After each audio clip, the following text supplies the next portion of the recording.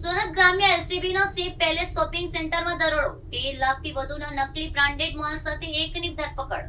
સુરત ગ્રામ્ય એલસીબીએ જોડવા ગામના સી પેલેસ શોપિંગ સેન્ટરમાં મોટી કાર્યવાહી હાથ ધરી છે. દરોડા દરમિયાન જાણીતી બ્રાન્ડ્સના નામે વેચાતી ડુપ્લિકેટ પ્રોડક્ટ્સના ભંડાફોડ થયો છે.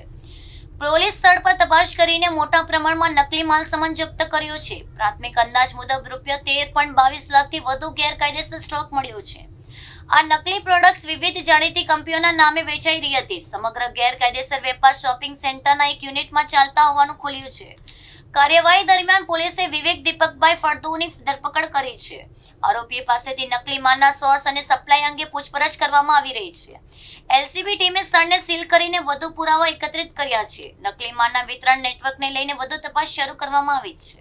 પોલીસ મહાનિરીક્ષક શ્રી પ્રેમવીર સિંહ સાહેબ તથા પોલીસ અધિક્ષક શ્રી રાજેશ ગઢિયા સાહેબ નાઓએ વિસ્તારમાં ચાલતી ગેરકાયદેસર પ્રવૃત્તિઓ શોધી કાઢી કાયદેસર કાર્યવાહી કરવા માટે આપેલ સૂચના અનુસંધાને એલસીબીની ટીમ વિસ્તારમાં પેટ્રોલિંગમાં હતી.